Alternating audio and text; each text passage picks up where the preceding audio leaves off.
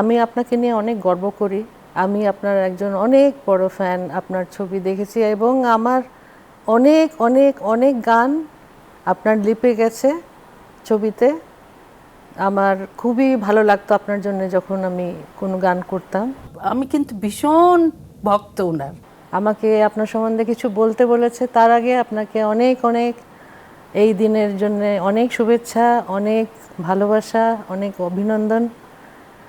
আর আমি কিন্তু আপনার অনেক বড় একজন ফ্যান। আপনি হয়তো জানেন না, কিন্তু আমি আপনাকে নিয়ে অনেক গর্ব করি। আপনি আন্তর্জাতিক খ্যাতিসম্পন্ন একজন শিল্পী।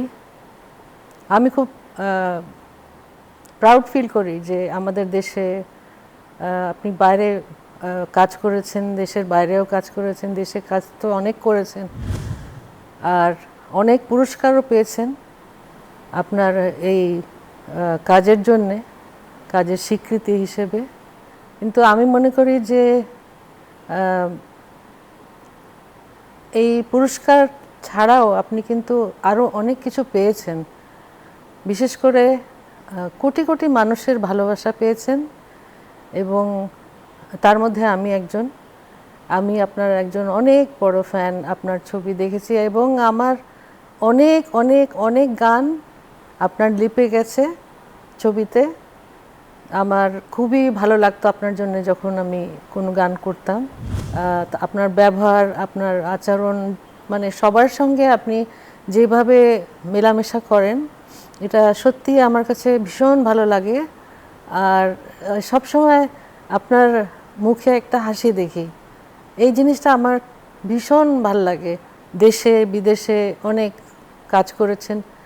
বিশেষ করে আমি বলবো যে সত্যজিৎ রায় দাদার ছবিতে যে আপনি অভিনয় করেছেন, আপনি একমাত্র অভিনেত্রী আমার মনে হয় যিনি এই সুযোগটা পেয়েছেন।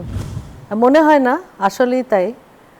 সো আজকে আপনার এই দিনে আমি আপনাকে বলতে চাই যে আপনি সুস্থ থাকবেন, ভালো থাকবেন, আর আমাদের ভালোবাসা আপনার সাথে সব সময় থাকবে, সব সময় আছে। আর আল্লাহ আপনাকে সুস্থ রাখুক, দীর্ঘ হায়াত দিক আপনাকে ইনশাআল্লাহ।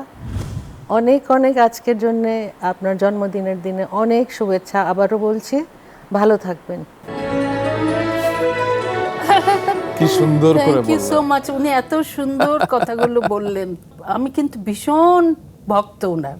একদম। আচ্ছা, তারপরে যেটা আমার যে স্বরলিপি গানটা দেখলাম আপনার প্রথম হ্যাঁ, দেখিয়েছেন আপনারা, হ্যাঁ সেই গানটা কিন্তু রুনা আপা বাংলাদেশে প্রথম বাংলা ছবি গেয়েছেন। বাহ। হ্যাঁ, এবং আপনার প্রথম হিট গান সেটা। হিট গান, সবাই খুব এই গানটা পছন্দ করতেন। বাহ। এবং এই গানটি এত ক্লাসিক, মানে এখনো শুনলে মনে হয় এখনো আধুনিক। আধুনিক, রাইট।